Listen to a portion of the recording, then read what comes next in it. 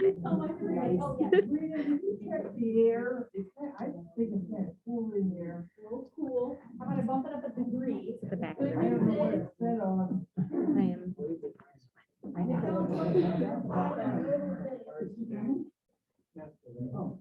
I bumped it up for you. And Liz will be in here. If you need something. Otherwise, have fun, everybody. Thanks for coming today. Hi, everyone. I'm glad to see you all here. I'm really glad to be here. My name is Vivian Miller. I'm an assistant professor in social work at Bowling Green State University and director of the Optimal Aging Institute. I'll talk more about the Optimal Aging Institute, or the OAI, towards the latter half of our presentation. But I'm thrilled to introduce our three presenters today, our three speakers. I'm going to first start by giving an overview of this presentation and kind of read a little blurb again, just to refresh our memory. And then I'll give a little bio of all of our presenters and turn it over to them. So this is called Mind-Body Connection. Mind-body connection is real, and it has a powerful impact on our well-being at every level. This presentation will identify the connection between the mind and the body, including physical health, mental health, and emotional well-being. It will also provide tools for optimal aging and wellness at every stage of the aging process.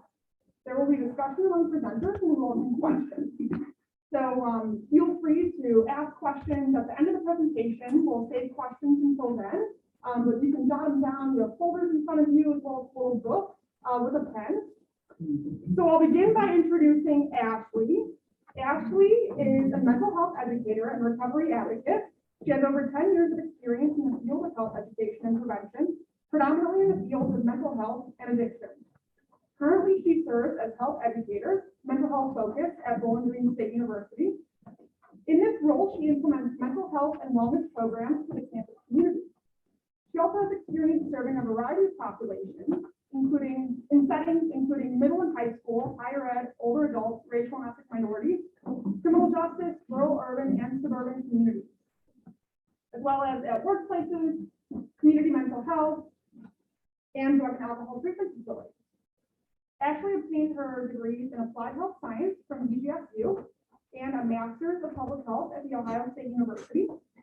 She's a certified health education specialist, Ohio certified prevention consultant, and adult mental health first aid instructor. She's presented at local, state, and national conferences, and is currently board president of the Problem Gambling Network of Ohio. Thank you, Ashley, so much. Second, I'm going to introduce Courtney. Courtney is manager of community education and marketing at NAMI Wood County. She's worked in a variety of social work roles in the last 5 years throughout Wood County. And currently, she markets the entire Wood County mental health system of care for the Wood County Adams Board, the Alcohol, Drug, Addiction, and Mental Health Services Board. She's trained in mental health first aid instructor, and question, persuade, refer instruction, and serves on the Wood County Suicide Prevention Coalition and Wood County Addiction Task Force. Courtney received her bachelor's degree in psychology from BGSU and her master's in social work from the University of Toledo. She is a licensed social worker in the state of Ohio and leads peer programming at NAMI of Wood County. And lastly, I'm going to present Karyn. Karyn is the health educator and fitness coordinator for the BGSU Department of Rec and Wellness.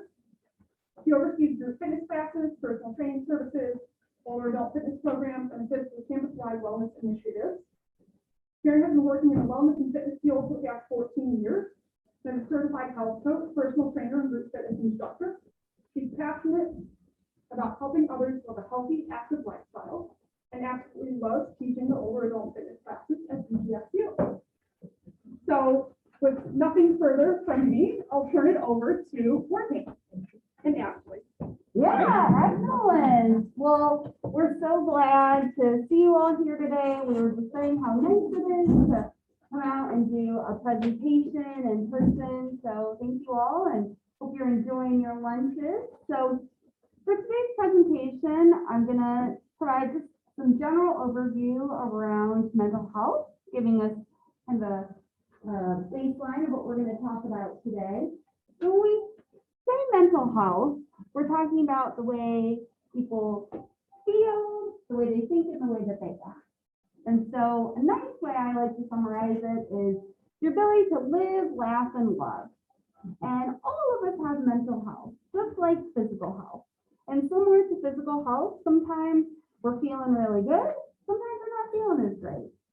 Sometimes I say we'll have just a physical or a mental health cold. You know, we're just not feeling our usual best self, and so taking some better care of ourselves is really important. And I have this little image up here at the top to emphasize that mental health is a spectrum, meaning it's not this dichotomy of we're doing well or we're struggling with a significant condition, a mental health condition. It can be all along the spectrum. When we're feeling good, there's always things we can be doing to feel well and take care of our physical and mental health.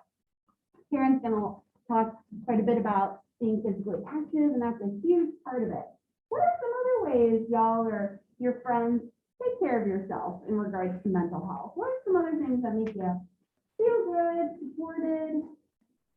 What activities do you enjoy? Keep busy. Keeping busy, right?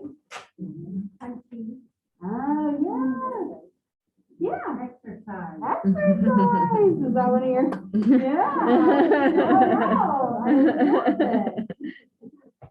All over. What did you say? Starting and accomplishing goals. That, you know what I'm hearing now? That sense of purpose.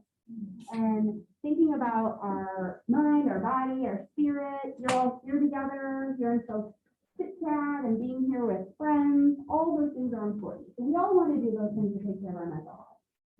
Sometimes we're not feeling as well. We're sitting here coping. Like I said, maybe a mental health cold. Who hasn't gone through a difficult situation, something where we're struggling? So it's a great time to really invest in our mental wellness. And then there's other times that get really hard.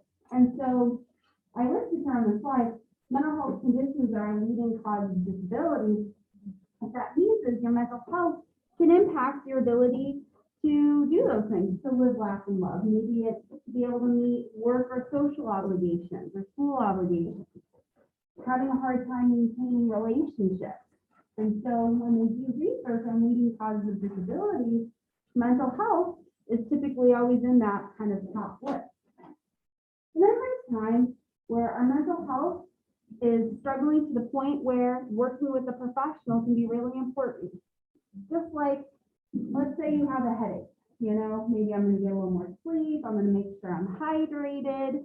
If those headaches continue and they're really making it hard to function, we're gonna go see a doctor. It's similar to mental health. And it's really interesting when people start to struggle with their mental health and they say go talk to their primary care doctor, they're most likely to mention their physical health symptoms over what they're experiencing emotionally or psychologically. So it's important to consider that whole broad spectrum of how we're doing.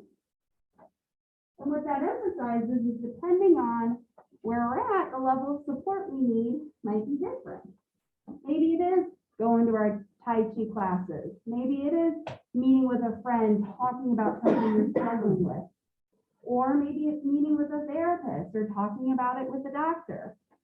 It's all, you know, the big struggle is, and let me tell you the question to you. Why do you think people might be nervous or apprehensive in getting professional mental health services, like meeting with a therapist or a psychiatrist? What might make it harder for someone to do that? Yeah. Labeling. Judgment. What do we fear the assumptions people might make? That you're crazy. Right? Yeah, you're losing it. And that's a really big challenge. And, you know, I also previously worked with NAMI, and just being a person who's been impacted by mental health in my own life, so often people are struggling or their loved ones struggling, and they're very afraid to make that step to seek professional help, because what does that say about me? What am I capable of?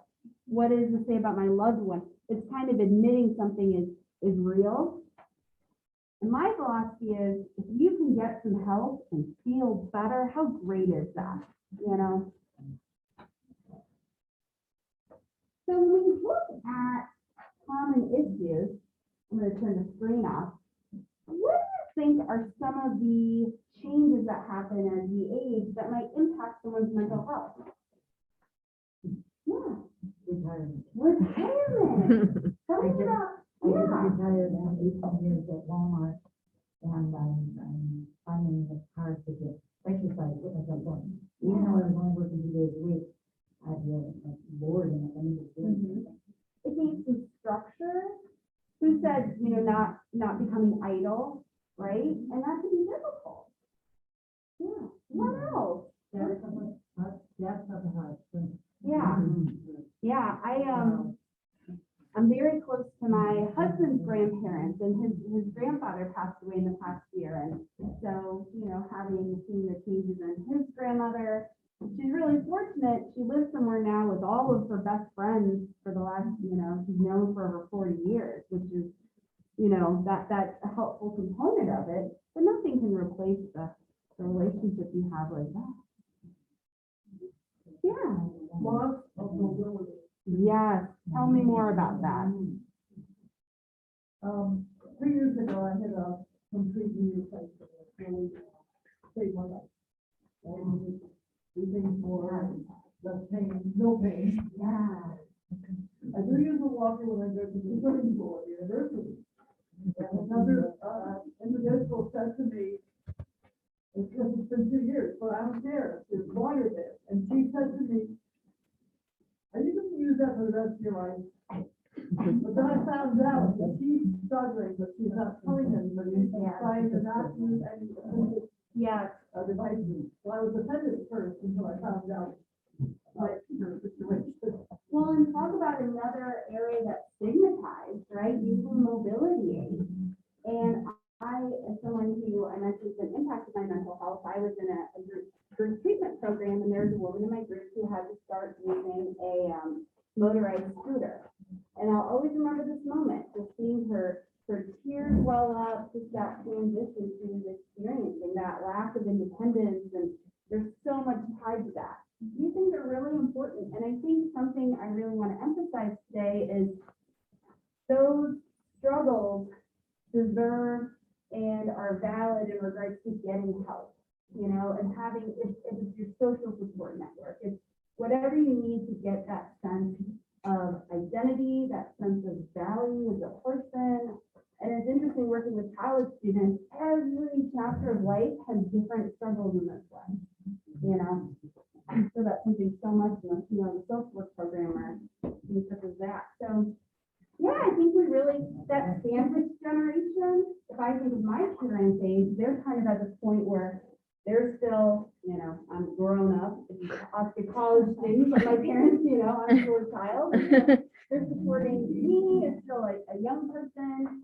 They were supporting their grandparents. My mother-in-law becomes a primary caregiver for her mother. And so that is a huge stressor. So the increased risk for mental health problems, I'm not sure there was a point.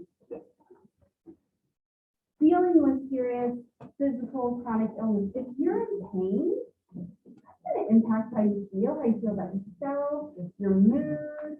You know, if I get an injury, like even spraining an ankle, just not being able to do my exercises, or that impacts anyone, that's human. And so, you know, when you look at the increased amount of physical illness and depressive symptoms, this is what I really think we want to change the narrative on. This type of depressive symptom is not just a part of aging. You know, we can all live healthy, fulfilling lives, and what they find is that often a common belief among healthcare providers. Maybe they're not taking it as seriously because it's just seen as, oh, that's just part of aging. That's not true. No matter what age, we should live full, meaningful, healthy lives. We shouldn't have to struggle alone. And when we look at risk of suicide, something I found, I've done a lot of trainings on suicide, and when I ask, what do you think are the highest risk populations? People always say young people, teenagers, things like that, but it's with older adults. There's all those reasons you mentioned. And so Another piece is men. And I listed the reasons I usually like to poll people, but I'll, since it's on there, the use of lethal means. What do you think is one of the most lethal means of suicide? Guns, right? And potential just physical fragility there as well. So that's why it's so important that we stay connected with people, and that if we do see someone struggling, reaching out. Often, these are like a couple of narratives I hear. Well, I don't want to ask someone how they're doing because I don't want to offend them, right? But then conversely, people don't want to ask for help because they don't want to be judged. So how can we change that narrative that we look out for each other and that's okay? And it's so great with the older adult fitness programs. I like to swim in the morning. I try to like get in with the crowd, like they're all in the locker room and I'm in the locker room, like, oh, hey, how's everyone doing, And they're checking in, they're talking about, helping each other out and other ways besides the fitness program. And that's so great. And so what do we look like? Or what are we looking for? These are some things we might want to, we notice these changes in someone, reach out and see how they're doing. And something really cool, someone else reaching out to somebody and giving them mental health resources is one of the most effective ways for someone to get connected to services. I say, Vivian and Courtney and other mental health professionals, they're not out roaming the streets waiting to be, hey, can I help you? Your friends and family are. That's really important for us. So changes in eating habits, weight, hygiene, you come into someone's home, it's just not the way they typically keep it. Now, I don't know about my co-presenters' homes, like my home looks a certain way, like, you might be like, oh, you okay? It's like, yeah, that's just my normal situation. But so what's different for that person? Cognitive changes, memory, concentration, having a hard time making decisions, stress, worry. And I'm looking at this list. Doesn't this look like some other health problems? Like when you think, you might notice this and assume that it's a different health problem, and that's where it's really important to talk to somebody. And mind-body connections, what we're talking about today, it impacts you physically. When you're feeling stressed and worried, how does it feel in your body? Are there certain parts that become more sore? Or maybe you think so? Yeah. Well, yeah, I'm just kind of mowing for a long time. Yeah. And looking at your list, and definitely, if you have a health problem, I can't really address that because of how the persistent health problem, you have friends that do. Yeah. And you see how the patient and the worry about the present loss of your health escalating to what's down the road can actually so many ways. Oh. So I can't really with that with this story because I'm not dealing with that. I will say maybe something that is funny. I always say that's like another birthday. The day I retired, I retired on my birthday. And it's been like a new life. And every day I say, I wake up in the morning and say,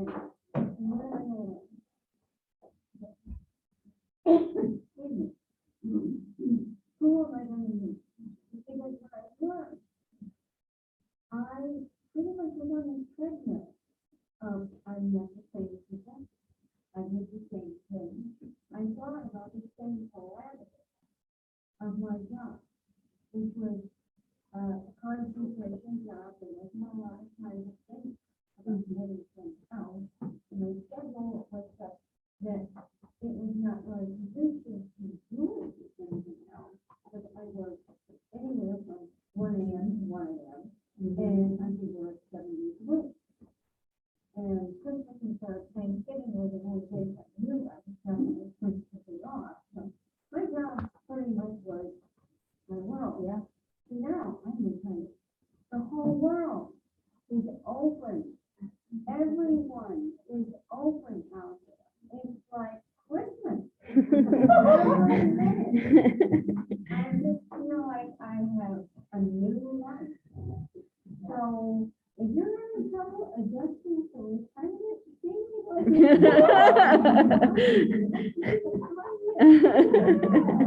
Well, and how powerful is that, you know? And every season, it's just this whole different way in which you're structuring your life and opportunities. I've heard so many opportunities there. And how great is that? So it's kind of taught that to me, it's hearing a lot of goals and seeing the opportunities out there. I love that. That's so wonderful. Thank you for sharing. One other slide I just have here is another kind of example of how often it could be difficult to decipher between different health conditions. So, for example, to mention depression, there can be that term co-occurrence. They could, someone might be experiencing both at the same time, and we want someone to do well and to be able to manage their health conditions, making sure both sides of that are being addressed. So it's so important, the more we know about mental health, the more we know about these different health conditions and talk about it with our healthcare providers, the better care and treatment we can get. So speaking of which, about different services that are available, these are some of the different types of professional mental health services.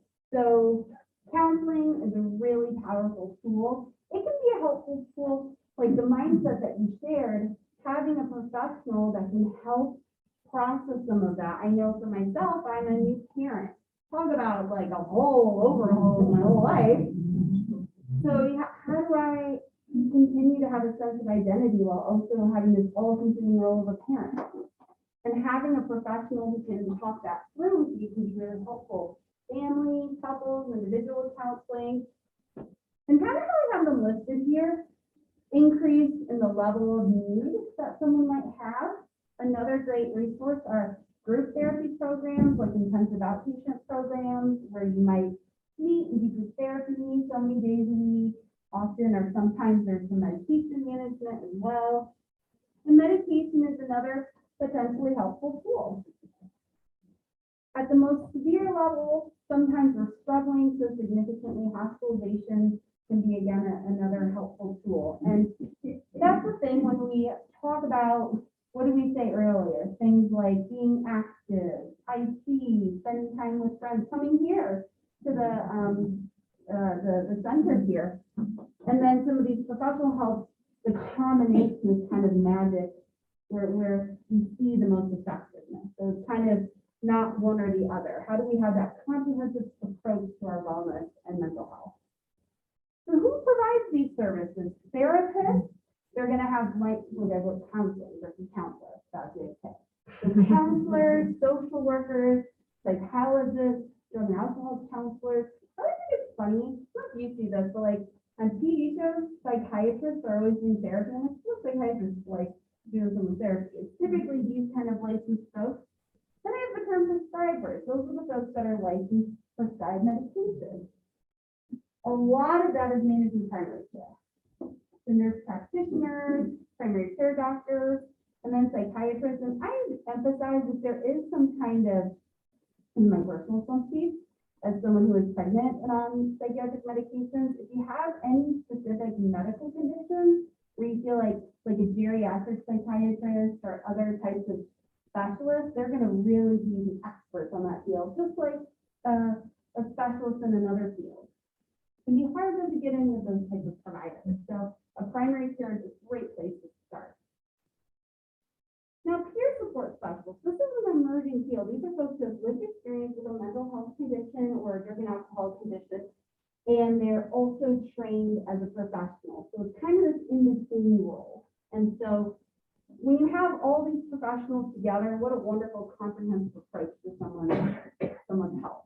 So I believe that is my transition. So I'll give it to Courtney. Yeah, thank you. A little like, awesome. Great. So hi, I'm Courtney, and I'm gonna wrap up a little bit of our conversation about mental health. So I'm gonna go over now to some common mental health problems among older adults. Now, I actually talked a little bit about this. So I wanted to focus focus primarily on talking about depression because that actually is the most common mental health condition among older adults. And it's something that can affect in a variety of different ways, and the symptoms may look a little bit different. So I wanted to talk about that so you can learn to identify that not only yourself, but if you notice others who may be experiencing those signs and symptoms, you can help out. You can get them the resources that they need. So you'll see up here, it says about 20% of people age 55 and older have some type of mental health condition. That's pretty on point, I would say, with the majority of the population. It's about 1 in 5 adults are actually affected by a mental health condition. So that includes all different age demographics. And again, most common health conditions are anxiety, severe cognitive impairment, and then mood disorders, and this includes depression. So in looking at depression with older adults, typically depression is most prevalent actually among the older adult population. And it can be associated with things that Ashley was talking about, so social impairment, you know, if you recently had an injury or things are looking a little bit differently, you have this huge transition in your life, like retirement, you know, that can cause those signs and symptoms and the onset of depression. So typically, you know, if you're noticing things are a little bit different, you're noticing that you're not feeling as well, you're probably going to go to your primary care doctor.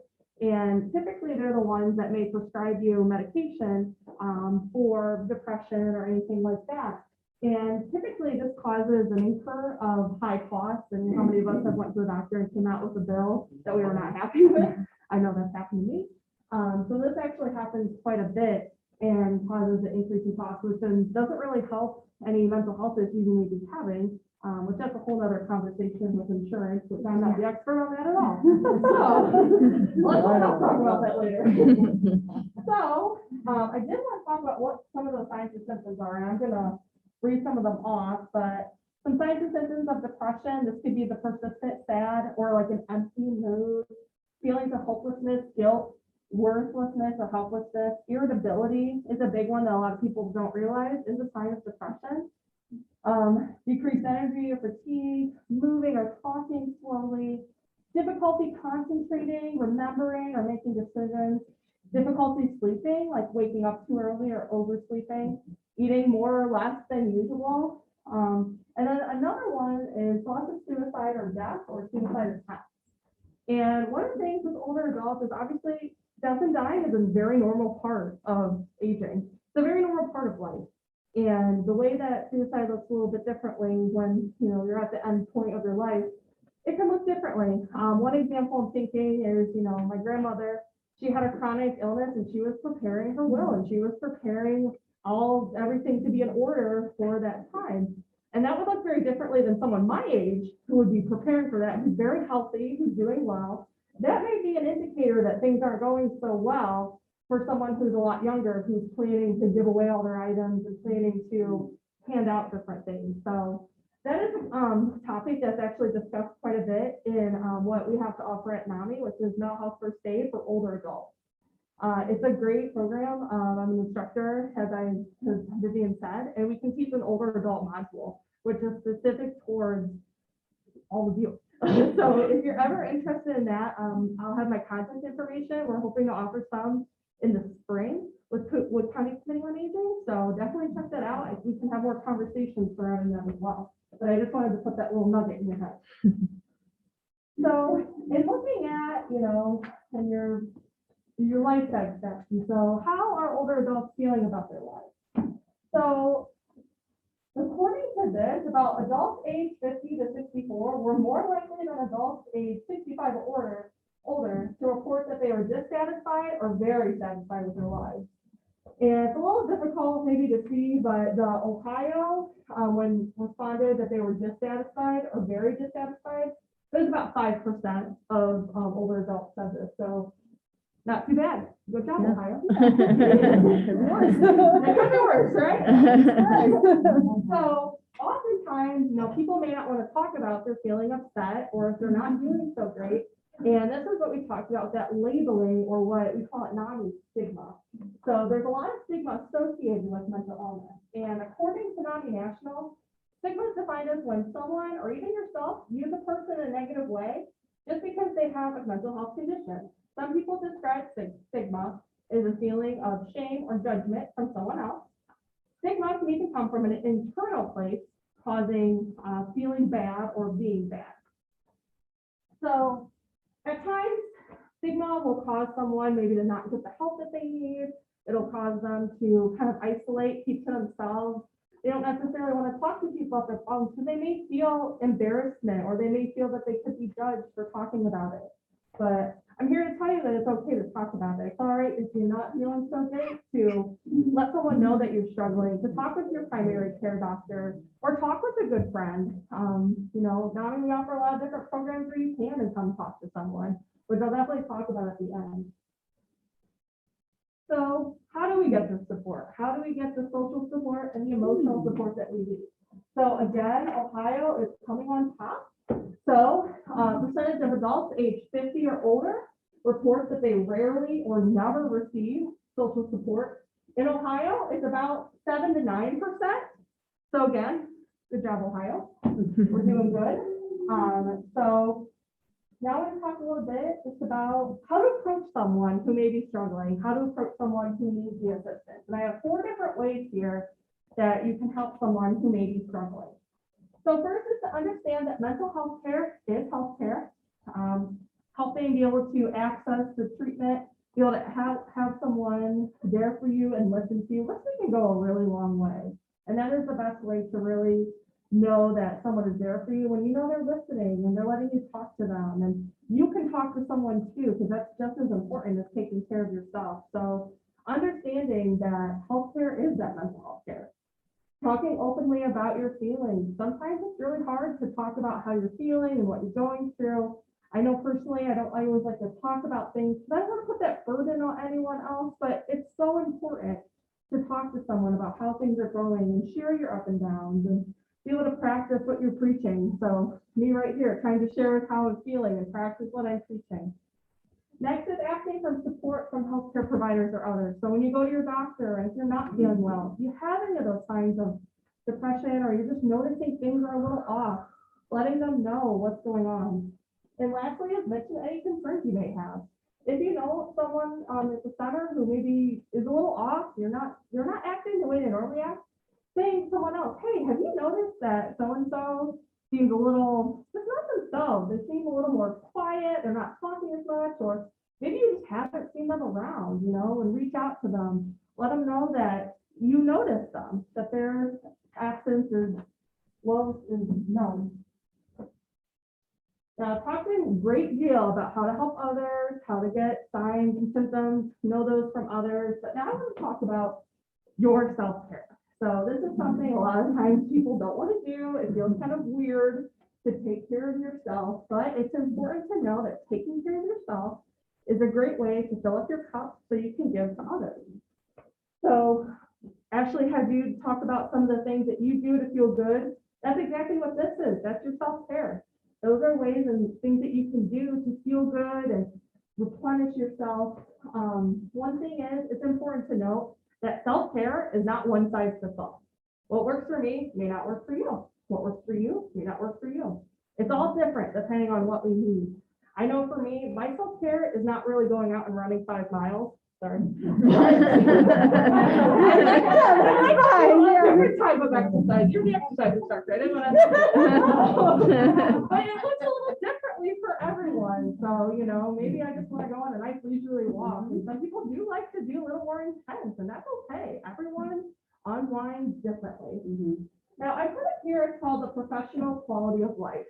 And this is particular more for professionals, which I know some of you are retired, so you're not working in the field necessarily.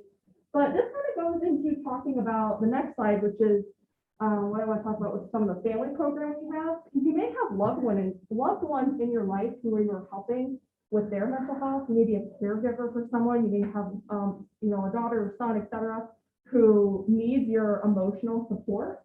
So this is still a great way just to access and learn a little bit more. Are you feeling a little burnout? Are you feeling compassion fatigue? So some of this looks like, burnout if you're just not able to keep going, you're just really tired, you just have no emotion when it comes to helping this person. Compassion fatigue looks the same way. kind of like apathy, so you're just not really responding to how they're feeling. So this is still a great way to kind of see how you're feeling and access your mood and figure out what maybe you can work on. Lastly, I want to share some of the local resources. I know that you have some resources in your folders, so some of these are up here, but these are the ones I wanted to highlight today, as well as NAMI's resources. So the Wood County Crisis Line, this is a free resource. If you know someone or someone else who's in need of crisis services, you can just call this number. You get in touch with a crisis counselor. The Wood County Alcohol, Drug Addiction, and Mental Health Services Board. This is the funding source for mental health programs in the county. So they monitor, fund, oversee all these different programs, a lot of which that you're seeing in your folders, and help to manage those, make sure everything's going well, and be able to help improve lives for those affected by mental health and drug and alcohol addiction.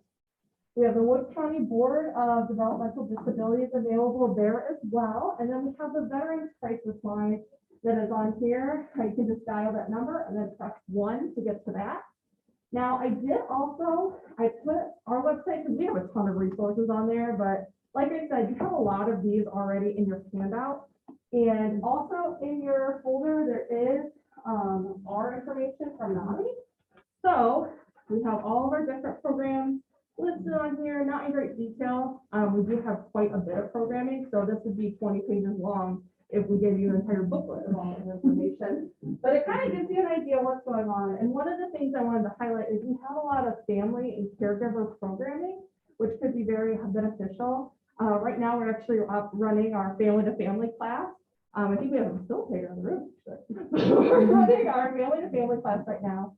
So that is for individuals who have loved ones with a mental health condition. We also have what's called our peer-to-peer class. These are for individuals who have a mental health condition. And they're really just great programs. You come and socialize, talk to people about what you may be struggling with and different ideas. We also have different support groups going on right now. Our one support group on Wednesdays is hybrid, so kind of like this. We have a meeting out as well, but it's in person if you want to come. It's also available on Zoom.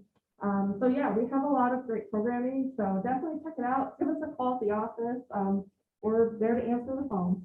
So I think that is my whole presentation. So this looks like you. These look like exercise people. There you go. Well, hi everyone, I'm Karyn. I'm the health educator and fitness coordinator for BGSU and Recreation Wellness. And I am so excited to be here and to talk about one of my favorite topics. One of my favorite forms of self-care. And I love hearing you say that that's something that you enjoy doing for your self-care as well. So to kick things off, I put one of my favorite quotes on here. If the benefits of exercise we put into a pill would be the most widely prescribed medicine of all. And wanted to hear from you all. What are some benefits that you have felt yourself when you've done some movement, or that you read about the benefits of exercise? Nothing. We're staying here all afternoon. In 1978, a neurologist told me, let me know when you're ready for your back operation. So that was my cue to go to a doctor. A second opinion, he said, you don't need it, but more bed rest. The point is, I made a promise to myself that I would swim 3 and 4 times a week, and I've kept that promise. But the great part is, in the last 5 years, we have a community of us who are older folks, we do it about the same time, on our own, it's not loudly. Yeah. And the great part is, it's like a social thing, not just the exercise, just talking in the water and talking about situations that, it's really, fantastic. Absolutely. I love hearing that so much. So, and congratulations to you. That's exciting. Oh, that's so wonderful. So that's how. That is so great. No. When I went to that second surgeon, he said, you don't need it. Okay. So always the second opinion. No, I did not have, well, I had working to bed rest. At that time, that was for, decision. Okay. The doctor, he took his bed rest.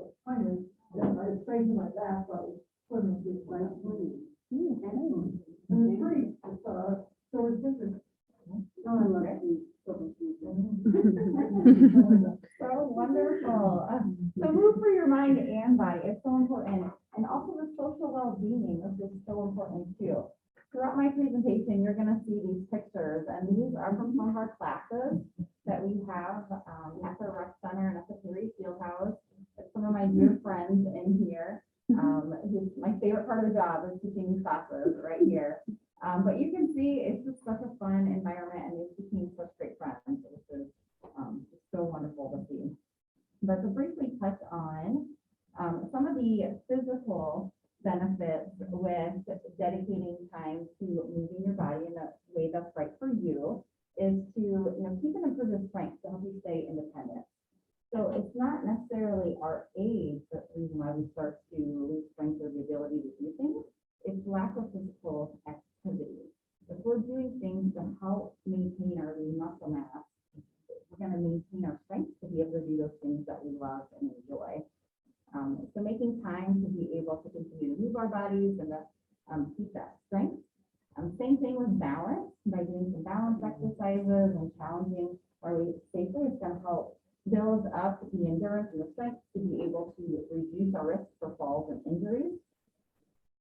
Exercise plays such a key role in helping manage and prevent many chronic conditions.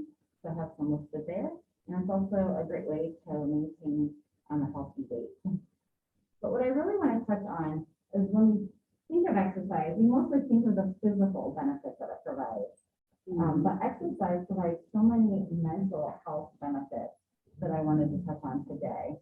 So there's more and more research that continues to come up as just showing that being consistent with and moving our bodies can really help reduce some feelings of depression. When we are moving, it's releasing endorphins in our body, and those are the feel-good hormones. So it can be definitely helpful with that. It's a great way to provide some relief from stress or anxiety. My friend here talked about, those stressors, and that can be really heavy, like heavy weights that you're holding on. And by doing some exercise, it's like taking off that weight, right? It's reducing those stress hormones in our bodies. And it's going to help alleviate some of the chronic conditions that can come with having those high stress hormones. And it's a great mood enhancer, can help improve your sleep. It can improve your brain function, your cognitive function, and your memory. And I love this picture right here. This was research that was done at the University of Illinois. And it scans of the brain of students when they were taking a test. So the one closest to me is a scan of a brain from a student who was sedentary before taking a test. Okay, the one to the right is the brain after walking for 20 minutes. So it just goes to show you that when you're moving your body, it is activating the neurotransmitters in your brain. It's increasing the chemical messaging in there to help it operate more effectively. It's getting the oxygen and blood flow to the brain. So it can really help with brain function, memory, multitasking. Yeah, isn't it nice? I love visuals. So, so great. And at BGSU, we've been really trying to focus on how beneficial exercise is for their brain function and how it's so great to be able to dedicate that time to really be able to help them with their academics. And just overall enhancing mental and emotional well-being. This is just one thing that I want to touch on real quick is really recent research, like right off the press. This is for the end of 2020, and researchers were looking at the mental health benefits of exercise during the COVID-19 pandemic. So for older adults who were abiding by the social distancing guidelines, they were isolating. How is exercise playing a role in that?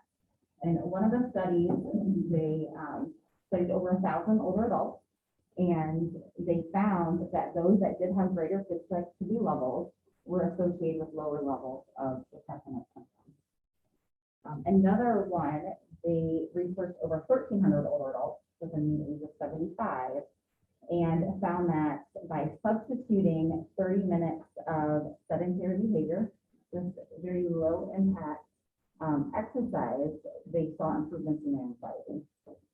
outcomes. So just, once again, there's more and more research is showing how beneficial it is to make that time for yourself and to move your body in a way that's right for you. So great benefits, right? We all agree to that. But then what should we be doing? What are the recommendations when it does come to exercise?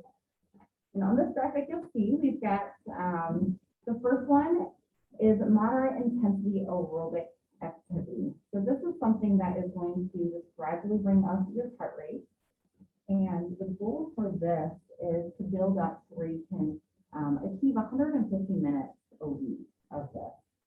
So what are some examples of some moderate intensity exercise that would elevate your heart rate? Running, walking, is a great one, walking, swimming, yes.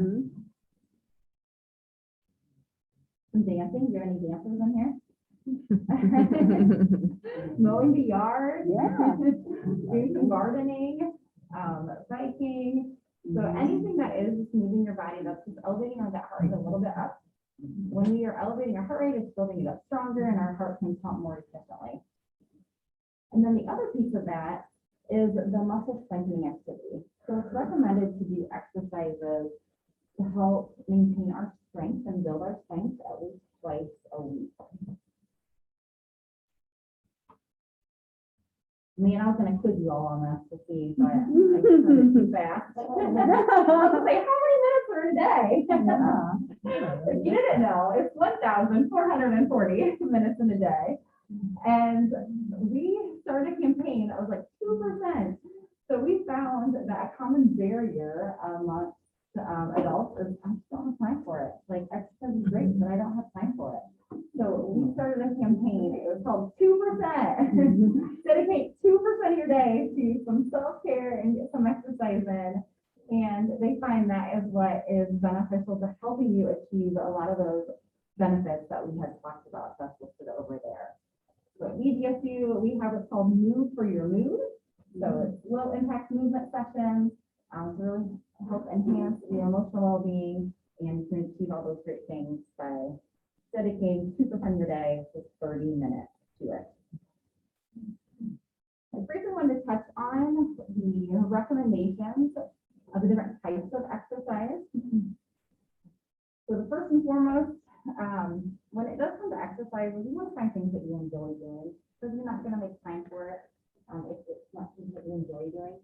So if you're having a hard time finding that, I encourage you to try out different things to see what's the best fit for you. The four types of exercise is we have endurance, which is that moderate intensity aerobic activity that I have talked about. So it's helping enhance your lungs, your heart, and your circulatory system. Then we've got the strength. It could be using your own body weight. It could be using resistant bands or like dumbbells. It doesn't have to be machines in a weight room, although if you enjoy doing that, that's a great option. Balance, so doing some balance exercises. Tai Chi was mentioned, so that incorporates some great balance in there. And then flexibility. This is to help keep that range of motion, so we can continue to be able to do the things that we want to do. And we've got the flexibility to be able to do that. How do we get started? First and foremost, you want to check with your healthcare provider to be able to have that conversation with them and see if there's any specific recommendations that they have. And always start slow. So that 115 minutes we're talking about for aerobic activity, if you're just starting off with, we don't want to go from 0 to 150. So it's small, gradual, and progressive. They found that doing just 10 minutes of exercise at a time, so going for a light 10-minute walk, is going to be beneficial, and then gradually build up from there. When it comes to clothing, you can wear anything that's comfortable, but I really want to stress the importance of wearing appropriate shoes, especially when you are going to be doing like some walking or some dancing or even like some yard work. Is wearing those appropriate shoes so you have the comfort and support. And always warming up before exercising and having a proper cool down. So the warm up is like we're gradually bringing up that heart rate, or getting the blood pumping to those muscles so they can work properly, and it reduces our risk for prior to doing some strength training exercises, which you can see my friends right there. This is one of our strength training classes at the rec. We've got some like hand weights. Carol, you're a celebrity. You're in there.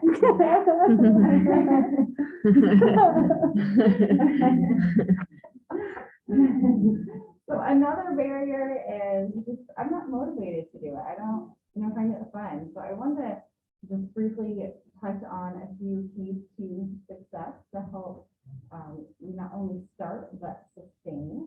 So to really get the benefits of doing it on a consistent basis. And one is finding your why.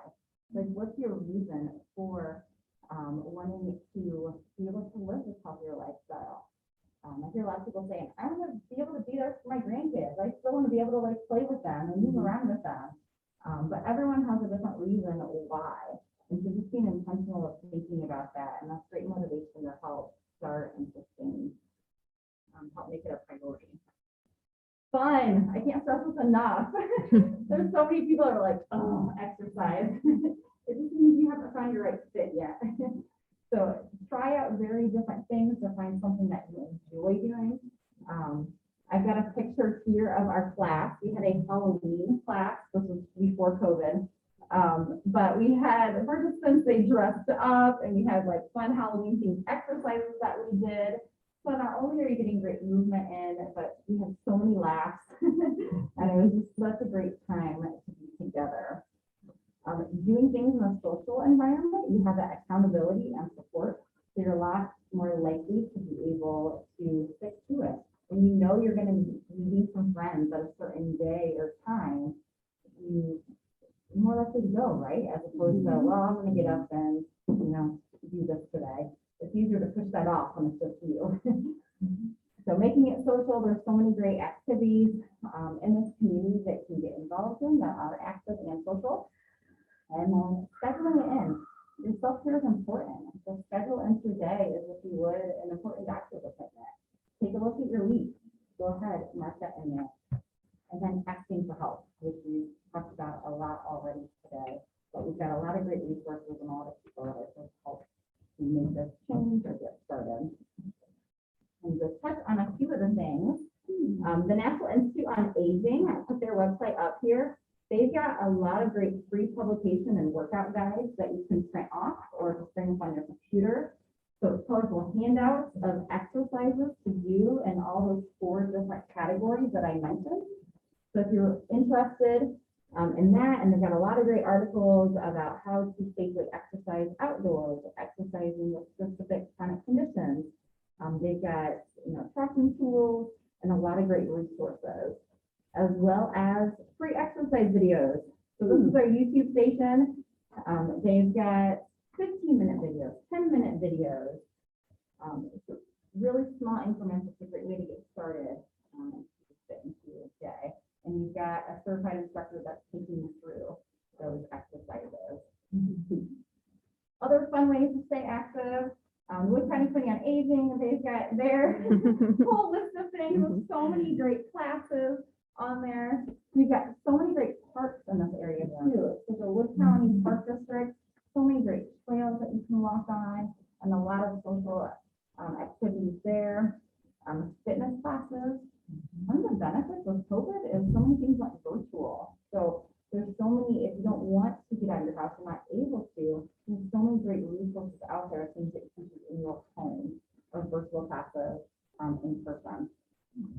And then Silver Sneakers are really active. I think you mentioned that already. What an amazing benefit if you're eligible for this based on your health insurance. Because there's so many places here in town where you can receive a free fitness membership and free registrations in the fitness classes. So the picture I have here, this was two of our instructors. It was a Halloween class. They dressed up, and this was like a fun Halloween dance aqua class that we did. So it's very low impact, it's great on the joints. And it was a blast. So if you are a Silver Sneakers member, if you're not aware, they have a lot of great fitness classes available on their website. So they've got live classes online where you can actually participate live with the instructor, or they have on demand. So they have hundreds of videos as the library of videos that are available. And it hits all 4 of those categories that I talked about. If you're looking to improve your flexibility and mobility, they got classes specific to that. Cardio, strength, a lot of great options. Something for everyone. And then a few things that we do have at the rec center, if you're interested in checking that out. I highlight our pools here. So we do have a lift that goes into our pool. For those that might not be able to get in on their own. We've got 2 different pools. We have Andrew's pool, which is warmer water. And then we have Cooper pool, which is our large Olympic size pool. So it's great for doing some lap swimming if that's of interest, or even just doing some actual walking in that. And we've got various fitness classes that are offered in our pools. We've got gentle yoga classes, and then we also have some strength training classes that we offer as well. And we provide free equipment orientations in our facility. So if you're like, hey, I would like to get started, but I have no idea what I'm doing, we have wonderful certified personal trainers that are more than happy to be able to work with you and take you through that. And virtual, can't forget this. We provide virtual classes as well. So at the beginning of COVID, we started our own private older adult fitness community on Facebook, and we do live classes, but they're also archived. So you can participate live with our instructors, or if that time doesn't work for you, they're saved, and you can go back and do those classes whenever it works with your schedule. Right now, we do have like a 30-minute strength training class that's virtual, as well as a gentle yoga class that we do virtual as well. Whew. It's all time. No, it's up for you, Vivian. You're fine. But I'll be stick around if you all have any questions about anything. Don't hesitate to ask. And in your folder, you got more information in there too. Thank you. So I'll just really briefly just touch on the Optimal Aging Institute. We do things such as this. Most of our programming thus far has been virtually online. We've done a series of panel discussions that are available on our website as well as our Facebook page. One example topic is low vision and aging. We partnered with the Sight Center of Northwest Ohio and had community partnerships. And one of the board members of the OAI, we have about 13 board members, including students and interdisciplinary faculty and staff across campus to help with programming. We also internally offer small research grants for faculty and graduate level students with a faculty mentor to do research related to older adults and optimal aging. So we support, educate, and engage with older adults, interact with them through campus and community partnerships. I won't go through the vision, but I will get here to where you can find us. And I did take names and email addresses of everyone who's here. So I will follow up after today, and I can send out the presentation as well as links to the OAI website and our Facebook page, NAMI, etc. So thank you so much, everyone, for your engagement. This has been really wonderful. This is our first OAI in-person programming, and I'd like to thank you all again and welcome questions. Yeah. You mentioned, I think that you're a professor. Yes,